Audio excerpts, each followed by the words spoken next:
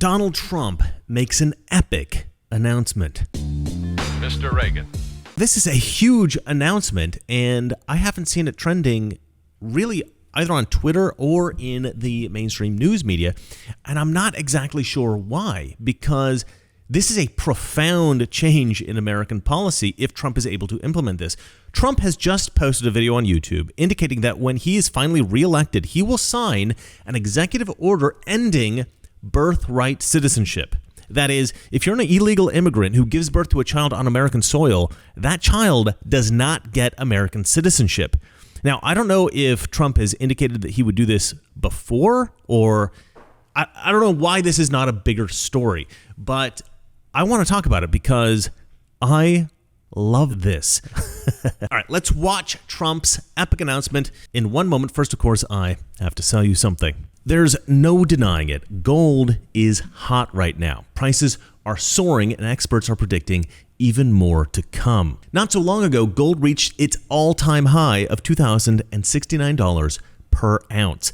And now it's inching ever closer to that number once again. Bank of America, one of the largest banks in the world, is saying that gold will rise further still to over $2,200 an ounce later this year. So what? Well, gold is already a safety net for your hard-earned money. And now, when the stock market is all over the place and the value of the dollar is uncertain, being safe really counts like never before. Right now, Noble Gold is offering a 5-ounce America the Beautiful coin for any qualified IRA or 401k rollover. Terms apply. A solid silver U.S. Mint issued coin celebrating our national parks free with every qualifying precious metals IRA or 401k rollover. You can't go wrong with Noble Gold Investments. Call 877-646-5347 or go to noblegoldinvestments.com. That's noblegoldinvestments.com.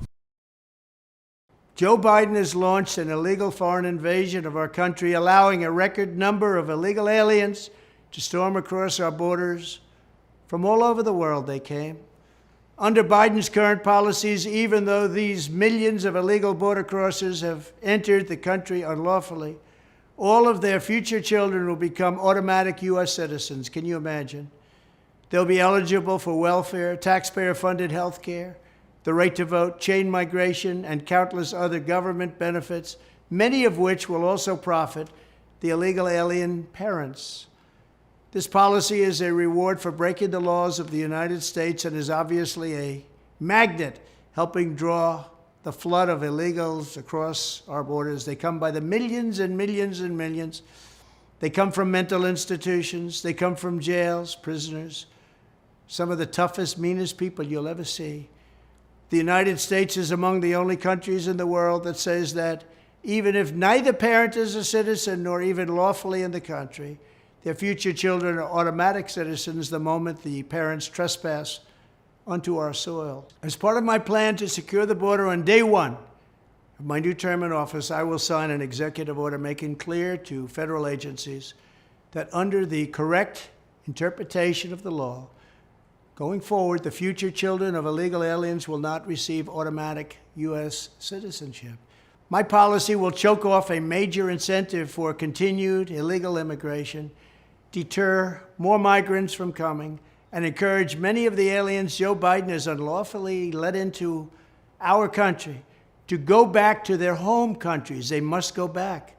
Hundreds of thousands of people from all over the planet squat in hotels for their last few weeks of pregnancy to illegitimately and illegally obtain U.S. citizenship for the child, often to later exploit chain migration to jump the line and get green cards for themselves and their family members. It's a practice that's so horrible and so egregious, but we let it go forward. At least one parent will have to be a citizen or a legal resident in order to qualify. We will secure our borders and we will restore our sovereignty starting on day one. Our country will be great again. Our country will be a country again. We'll have borders. We'll have proper education, and we'll put America first. Thank you. This is why Trump is a legend. Trump makes these bold moves that everybody else is afraid to make. Now, I have suggested ending birthright citizenship many times, as have many other conservatives. So to hear a viable candidate for president say this, well, it is thrilling. It's thrilling. And of course, it's Donald Trump. Of course it is. Who else? Who else would do something this awesome? Naturally, Trump's enemies will call this racist. The mainstream media will call this racist. But it's not racist. It's not racist at all. This is about incentives. Leftists never seem to understand incentives really with anything. Honestly, I think leftists are born with a part of their brains missing sometimes. Okay. The truth is that we all know why Democrat politicians don't talk about incentives. They understand incentives. They just want floods of illegal immigrants from Latin America. They want anchor babies. They want as many immigrants as they can who they expect to exploit welfare benefits for generations, because Democrats know that Hispanics tend to vote Democrat. Immigrants tend to vote Democrat, and welfare recipients tend to vote Democrat. This is all a ploy to get more Democrat votes. It's not about race, it's about votes. And does bringing in illegal immigrants who exploit the welfare system, many of whom are criminals, does this improve the quality of life of American citizens? Of course not. Of course, it reduces our quality of life. We pay more in taxes to support those who exploit government services and who contribute nothing but just siphon off the resources that the rest of us contribute. It also increases the rate of crime in America. It also increases homelessness. And leftists always cite these studies that show that illegal immigrants contribute far more than they take out of the system. Yeah, right. Look, I have met a lot of immigrants in my life. Los Angeles is chock full of them. And let me tell you, the majority of immigrants that I have met are in some way or another conning the system. They don't pay taxes, they file for any kind of welfare that they can get their hands on, and they commit all kinds of fraud. And I'm not just talking about illegal immigrants, I'm talking about legal immigrants in many cases. Are there some good immigrants that do contribute? Yeah, sure, of course. But this is actually a small minority. You know, in some ways, I feel like the problem has already gotten too big. And at the core of this problem is the perspective of white Democrat voters. These folks have been brainwashed into thinking that white people are evil and that we deserve to be eradicated. Good, great! What have we done good with the majority? Not much! You know what's happening. Yes. Did I mention it might be sooner than that? You say that like it's a bad thing. And, you know, every other ethnicity is just a beautiful victim that deserves to inherit everything that Christian Europe developed over the past 2,000 years. These voters have given America away. And now I barely recognize it. I was actually speaking to a girl about this yesterday who is, coincidentally, an immigrant. But she's white. She's a white immigrant. She's from Eastern Europe, naturally. She's one of these white European girls who is enamored by exotic cultures. And let me say that to some degree, I'm kind of like that myself. I find exotic cultures fascinating. I wouldn't say that I'm enamored by them, but I do find other cultures fascinating. But I also acknowledge that these other cultures are not perfect and often have very serious problems. And I also recognize the historical value of white Christian Europeans and their descendants, a group of which I myself am a part. And Democrat voters seem to all neglect that non-white cultures can be underdeveloped. They can be very primitive. They can be incompetent or corrupt or just plain evil, which is certainly true sometimes. For instance, in the cases of cultures diseased by the cancer of Marxism. And so white Democrat voters have this idiotic mindset of punishing the white race, the culture of whom they also condemn. And of course, they elevate every other race, the cultures of whom they also elevate. And so legal and illegal immigration, specifically from non-white regions of the world, is more than tolerated by leftists. It is encouraged. And this has basically destroyed American culture from how I experienced it as a boy. So anyway, I was speaking with this girl yesterday about how things are different from when I was a kid growing up in Oregon. And she had flipped on this travel show about Oregon for my benefit, actually. And the show featured Multnomah Falls. And this is a landmark in Oregon that I had visited several times when I was a kid. And I noted that it was a lot better when I was a kid in the 80s. You would visit and maybe see 2 or 3 people that hiked up toward the falls. And now, because of Instagram, the place is absolutely packed. Everybody wants a photo because they saw somebody else with a cool photo on Instagram. And she made the joke that, oh yeah, I just liked it because there were only white people there in the 80s. That is not what I was saying, but it did make me think. And in a way, she's kind of right. But it's not because the place has been invaded by people of various races, but rather it's been invaded by people of varying cultures. Let me just say this. If I were to cross paths with anyone, anywhere, who smiles, who's kind, who's intelligent, who's well-dressed, etc., respectful, that's really the key. Anybody, anywhere who's respectful, I am very happy to meet that person, whatever their race. I don't care about that. But that's just not the case. And there are clear patterns here, and it comes down to culture. Leftists intentionally conflate race and culture. If you criticize a culture, according to leftists, you are criticizing the race developed by that culture. But this is, of course, absurd. Race is an immutable characteristic. Nobody can change their race, no matter what trans activists might tell you. But people can change their culture, or they can reject a particular aspect of culture. And look, some cultures are just crap. When I was a kid, if somebody would buy McDonald's and eat it in their car, they would clean up everything very neatly. They would find a trash bin somewhere and they would dispose of it in a clean and respectful way. This is the way that white people in Oregon would act in the 1980s. Now, before I left Oregon for California the second time, this was in 2010, I would have been about 30, I guess. I would commonly see people in Portland, Oregon, throwing fast food out of the windows of their cars as they were speeding down the road. And every single time I saw this, it was always a black person, always. Now, does that indicate that black people are awful? Of course not. Of course not. I don't like my black friends any less because that black guy, was littering, obviously. But it does indicate a cultural difference that is incompatible. If you have a very clean culture like Switzerland, you don't want a bunch of people from a culture that tolerates littering immigrating into that country. And yes, there are countries, believe it or not, that are far less clean than people in Switzerland. This is footage from the Roma Gypsy region of Sofia, Bulgaria. And to give you a little bit of contrast here, this is one of the regions inhabited by the native Bulgarians. Again, here is the Gypsy region. So the apartments in this region of Sofia were given to the Gypsies by the government. Incidentally, this is the same plan that Democrats always propose in cities with major homeless problems here in America. But the Gypsies in Sofia, they then burned their apartments, they sold the elevators for scrap metal, and they persistently threw their trash out the window. That's real. That's what happened. Look, the Roma Gypsies, they don't mind that aesthetic, the disheveled, unkempt look. That's part of their lifestyle. That's part of their culture. Personally, I find it revolting.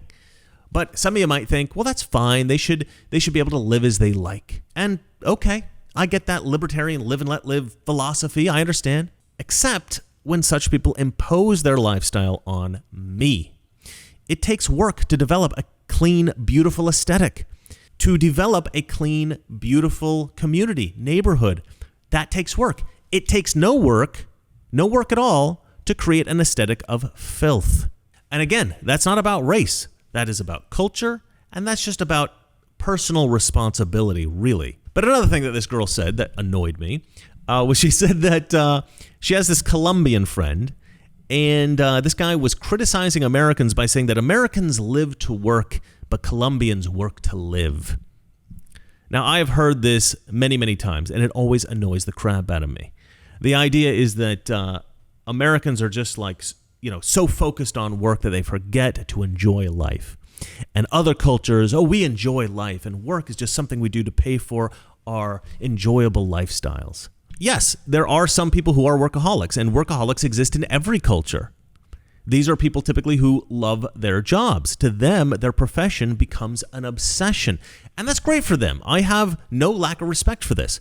But the reality is that most hardworking Americans do not live to work. That is absurd. My ancestors were mostly from Germany, Scotland, and Scandinavia. That's basically the entirety of my ancestry. But mostly I'm genetically German. Now, Germans have a rich cultural history. I mean, you've got Beethoven and Wagner and Semper and Holbein and Albrecht Dürer creating masterpieces on the one hand, and then you've got Lederhosen and Oompa music and the Bierstein, or the Moss as they call it in Germany. And so you've got the culture that developed from the aristocratic class, and you've got the culture that developed from the peasant class. Some cultures, though, they don't really have an aristocratic class, or it's so small that it doesn't develop into a popular culture of its own. And so when you think of the culture of many countries, it's just the loud, lower class culture that you might be thinking of. And that loud party atmosphere is not considered fun by many descendants of Christian Europeans who are maybe less extroverted.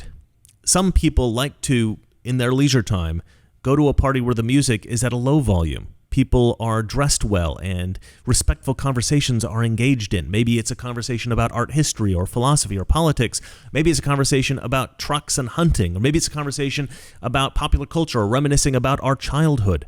These kinds of less raucous social environments are actually preferred in many cultures most of the time. And some people, they don't even like that level of social engagement, and they prefer to build model train sets or read a book quietly in their free time. And so the idea that white people live to work just because we're not getting drunk and dancing to primitive music every chance we get, I have always found that accusation extremely annoying. It's kind of like the accusation that white people don't know how to spice foods. Where the heck did that one come from? That's such a weird stereotype. And look, we have dance clubs, we have bars, we can do that stuff if we want. And I am a very extroverted person, naturally. But I hate dance clubs and I hate bars. I would much rather be out in the woods or on a mountain or swimming in the ocean or hanging out back home with a family or at a quiet party with charming, interesting people. But here's the point of this little divergence. Some cultures are obnoxiously loud, and this makes them incompatible with quieter, more sophisticated cultures. And as I said, it takes a lot of work to maintain a beautiful environment. It takes no work to maintain a filthy one. The same goes for other aspects of more sophisticated cultures. If you've got a nice quiet neighborhood, like the kind you'd see in the 1950s maintained by, yes, white Americans, gasp, it doesn't take too much to destroy the peace and tranquility of that environment. Just a few hooligans with a spray can or an annoyingly modified car with massive speakers. And if you have a critical mass of people from a loud culture invade the neighborhood inhabited by those who enjoy a much quieter, more sophisticated culture, the quieter culture will be destroyed. And this is all, of course, building to the ultimate destruction of our culture, crime. A culture that is peaceful, generous, and lawful is an easy target for anyone from a culture that is violent, selfish, and criminal. And that is where we are now in America. Democrat politicians and wealthy, elitist Democrat voters have sacrificed the neighborhoods of peaceful, generous, and lawful citizens to violent, selfish, and criminal immigrants, and perhaps even more often, American-born criminals who they are now just letting out of prison for some reason. They have sacrificed these neighborhoods in the name of wokeness. And a lot of times these nice, peaceful, generous, lawful neighborhoods are black neighborhoods or Latino neighborhoods, primarily black people, primarily Latinos, primarily Asians, Chinese people, Koreans, Japanese, whatever. They're not always just white neighborhoods, but leftist policies flood these neighborhoods with immigrants with another culture, or criminals that they're letting out of prison, or criminal immigrants. And these Democrats, they're willing to do this because up until now, it hasn't affected them. But these Democrats don't understand that this degeneration of America, at the rate we're going, it will eventually catch up to them. Their own neighborhoods will soon be affected. And only then will they realize their mistake. Multiculturalism, diversity, it's not always the utopia that leftists pretend that it is. It can be slow immigration. If somebody comes over here, just one family, into a neighborhood that is culturally homogenous, culturally American, and they integrate into that culture, that's fine. That works beautifully. Okay? But when you have a flood of immigrants, they bring their own culture. They don't have time to recognize that American culture is actually better for them. Obeying the law is better. Being quiet and respectful is better. Creating a beautiful aesthetic environment is better. The traditional American lifestyle with American values, it's a better culture than other cultures around the world. What Trump announced here may seem extreme to some people, but these measures are necessary if we want to save America. And many of you watching this are probably thinking, wow, this guy is a total racist. He's saying that all of these non-white races are dirty and loud and violent. Well, again, I will reiterate, this is not about race. This is about culture. And of course, there are fantastic, well-dressed, sophisticated people in every race. But Democrat racism against white people in America is going to destroy this country if we do not end it. And also, let me just say this. Perhaps it is not the most violent or the most criminal, but perhaps the dirtiest, ugliest, loudest culture of all is Antifa. And that comes strictly from white culture. Well, that's it for me. Let me know what you guys think in the comments section below. And remember, it's not that our liberal friends are ignorant. It's just they know so much. No, you know what? It's that they're trying to destroy America. Good night. You know, someone very profoundly once said many years ago that if fascism ever comes to America, it'll come in the name of liberalism. Fascism is private ownership, but total government control and regulation. Well, isn't this the liberal philosophy? The conservative, so-called, is the one that says, less government, get off my back, get out of my pocket. Let me have more control of my own destiny.